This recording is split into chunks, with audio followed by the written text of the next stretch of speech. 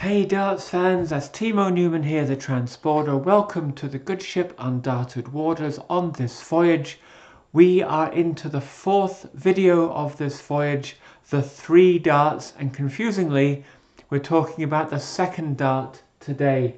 The second dart that often hits the double after the first dart is close by, acting kind of as a marker. So, just a quick recap.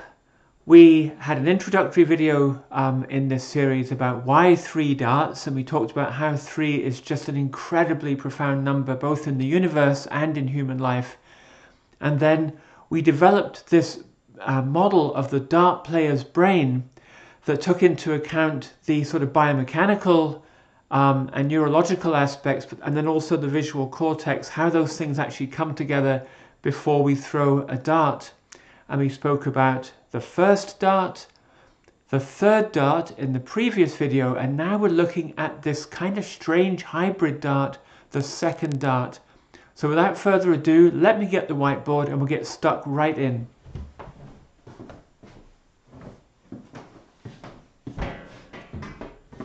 So I hope everyone can see this okay. It looks very busy, but don't really worry about the stuff in the upper left and the bottom right of this whiteboard. They're just really there for reference because that's what we've spoken about before, the first dart and the third dart. And I want to use these just to motivate how this model of the dart player's brain is functioning for this second dart. Okay, and let's just do a really brief recap. For the first dart, which is the simplest one in terms of the brain model, you have the long-term muscle memory feeding into the activator. And I'm not going to go through what all of these symbols mean today because folks will have been following along with this series. If you're just jumping into this series on video 4 and thinking, what on earth is all of this? What I would recommend is that you maybe just go back and watch the first or second videos where we go through this brain model, okay? So in any case, the first dart then, the long-term muscle memory feeds into the activator. The visual cortex feeds into the activator a very simple message, which is simply the letter B for bored. You're just seeing the board, something that the brain has seen a million, well, not a million, let's say 10,000 times before, okay? And then that activates a throw. Now we spoke about the third dart in the previous video. Here, the input to the visual cortex is board plus the first and second darts that we call them D1 and D2. So very complex input into the visual cortex. So whereas the visual cortex here is just helping the activator to aim, here I've written 2 arrows here. One is aim, but the other is actually calibration. And I spoke at some length about calibration in the previous video. You've sort of got relative aiming going on and a lot of computation going on in the visual cortex there. Equally important, the long-term muscle memory is fading and you've got most input from short-term muscle memory because on the third dart you've already thrown 2 darts, and through this sensory mechanism you essentially have short-term muscle memory feeding off all of the sensations in the body of those first 2 darts, pumping into the activator there. All right, so critically then with the third dart, we've got 2 very strong feedback loops. So we have a feedback loop here, okay, and we have a feedback loop here because the visual cortex is taking information from the previous darts and feeding it into the activator. The sensory feedback loop is taking information from the muscle and neural inputs of the first 2 darts and feeding that into the activator. So no feedback here, lots and lots of feedback here, very heavy computation. And if I have to sort of try and write some words down to kind of describe this first dart, we were using words like focus, and I'm going to just write the letter C for conscious. It's very conscious, okay? Whereas by the time you're down to the third dart, I would use a word like flow, which is like unconscious. So U for unconscious. So conscious computation versus unconscious computation here. So I think it's probably most reasonable to say that for the second dart, it's some hybrid of the two, but will be very dependent on each player.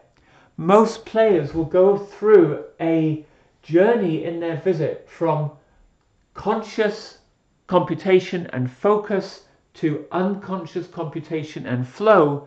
That second dart will get swept up in that journey, but will it be biased more to the first or will it be biased more to the third? That almost certainly will depend on each player. But what we can definitely call this second dart is a transition dart. It's the bridge from these two very different mental states of the first and the third dart. So the transition dart then.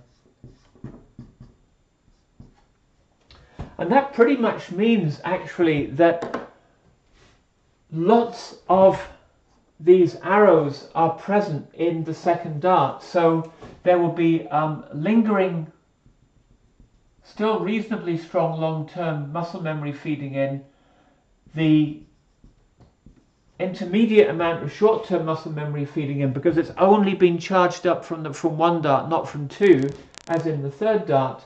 Okay, so the first dart will have created this feedback loop. So this feedback loop is sort of up and running, but it's not actually at its full strength yet. And same with the visual input, that you'll have here, the visual input will be board plus one dart. Okay.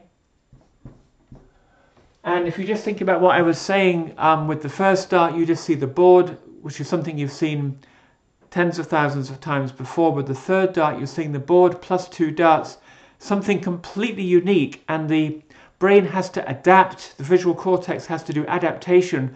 If you see something that you've never seen before, there'll be adaptation going on, coming to terms with that in fractions of a second. I gave that example of walking into a room and you know immediately, like within a second, that something is different.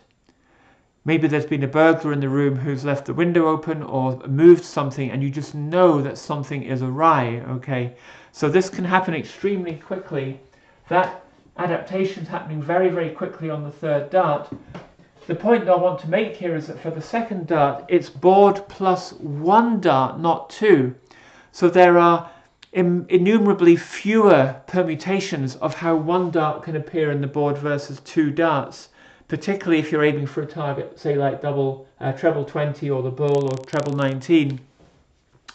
If your first dart, say, lands in the target or nearby, although you won't have seen exactly that before, chances are it's reasonably familiar. So there's much less adaptation going on, and that adaptation is more an unconscious thing.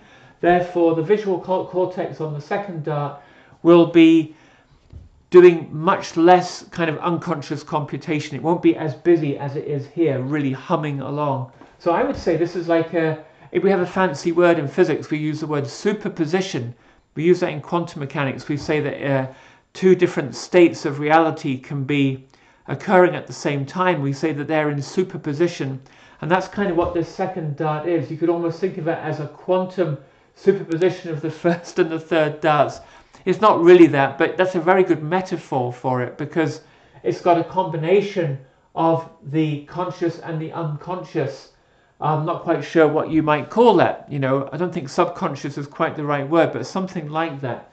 Kind of a state of transitional consciousness, something like that. Okay, so this visual cortex is much less busy than in the third dart, but there'll still be that kind of, let's say, a weak amount of the aim going on and more of the calibrated throw that we talked about for the third dart. All right. So I think that's a reasonable way to talk about the second dart in terms of our brain model. And this is all assuming, as I said last time, that we're just thinking of the three darts going at the same target. Obviously, if you have combination out shots, or if you have a blocker that you can't get to the treble 20 and you move around the board, this picture really has to be modified, because essentially you have to regather your thoughts and re-aim, and your third dart, for example, might sort of become more like a first or second dart if you have to move around the board. Now, I want to make a final video in this series which kind of wraps everything together and talks about this journey of the visit in terms of 8 sort of characteristics, all of which kind of flip, all right?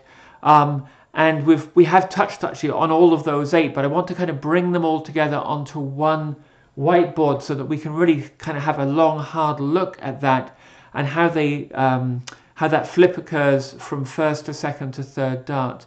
But just at the end of this video today, I would like to just speak about one thing that was actually sparked by a comment from one of our community. There's been some really interesting comments on videos in this series. A huge thank you to everyone. I mean, that's the best part of this channel, is the comment section, where there's so many great sort of what's the word, perspectives and thoughts that are shared by very experienced darts players, people who are very open about their journey and their ups and their downs. You know, it's really fantastic. So a huge thank you to the community, to all of you, for taking your time to support the channel and share your thoughts and experiences. It really helps other players. You know, I get feedback from folks saying that the channel is really helping them, and a big part of that is the comment section. So someone left a comment, I believe it was a gentleman by the name of Paul. I hope I'm not getting that wrong. But he spoke about different players leave different amounts of time between their darts. That's got to impinge on this brain model. And he spoke about some players are throwers and others are aimers.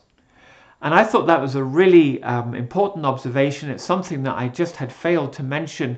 The assumption really in this series of videos has been of people that throw with the kind of the rate of throw that I use, right? So I'm just unconsciously being very selfish there. But of course, you've got the extremes of the rapid Ricky Evans versus the Alexei Toilo that we saw recently at the Grand Slam, I believe it was, a very slow player.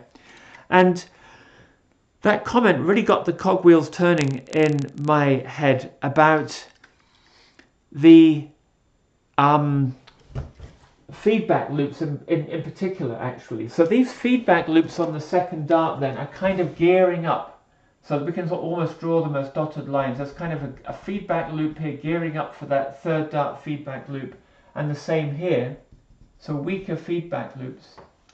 But here's what I'd like to kind of sort of pitch as an idea. The feedback loop here is all to do with the muscles in the body, all right? And the act of throwing the previous dart feeds into the sensory mechanism. We know what that feels like. We get this kind of flow feeling. Short-term muscle memory then feeds back to the activator or actuator for the next dart, all right? This, to me, is very much what's going on in a thrower versus an aimer, all right? On the other hand, this feedback loop, which is really looking at what happened to the previous dart, and in, say, 1 or 2 seconds in a typical dart player, computation going on in the visual cortex and calibration, adaptation. Do I need to move a little bit to the left or downward? But we don't consciously think that.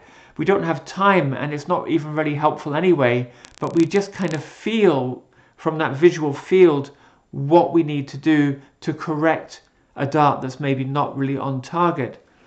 But this feedback loop is much more what's going on, I think, with the aimer. So what I'd like to suggest that if someone is a very fast player, they're essentially really emphasizing this feedback loop. And if someone is a slower player who essentially is aiming for every dart and almost making every dart like a first dart, kind of, they're really using this feedback loop. Because even if they're slow, it's not quite the first dart because the visual field has changed. So even if you take a long time between your darts, this feedback loop still operates because you see something different. This feedback loop might be completely dead. This short-term muscle memory, I talked about it being a battery, it will discharge. So you're using a lot of long-term muscle memory if you have a big gap between your darts, but your visual cortex is still very happy because it feels the previous darts because it can bloom and well see them. So this might be a really helpful way then to think about the throwers and the aimers, the Ricky Evans versus the Alexei Toilos, is that rapid Ricky Evans sits in this space and a slow player like Toilo sits in this space, okay? But most dart players are in between. And maybe that's something that can help all of us because we'll all have different kind of habits with our visit and the frequency with which we deliver the darts, all right? That maybe we can decide for ourselves, each of us independently, which feedback loop do we favor or do we actually balance them? And to be honest, I've been thinking about that myself. In my journey in darts, I started off definitely here. I discovered that if I threw quickly, I could group the darts. So I had sort of accidentally discovered that throwing rapidly with practice allows you to get into flow. But what I couldn't do was aim. I could throw them all in the same place, but if I was throwing rather rapidly, I couldn't aim them very well. And I slowed down very consciously about a year ago because I wanted to hit targets. I wanted to hit trebles and doubles when needed rather than just have beautifully grouped darts, okay? And occasionally, like once in a blue moon, hitting a 180, I wanted to aim. And so I think without really having this language, I intuitively shifted to a kind of throwing where I have, I would say, relatively balanced feedback loops. That's what I would think. But I'd be really keen to hear what folks think about their own play, whether they have balanced feedback loops or they are a thrower, a Michael Smith here, or an aimer, maybe more of a James Wade up here.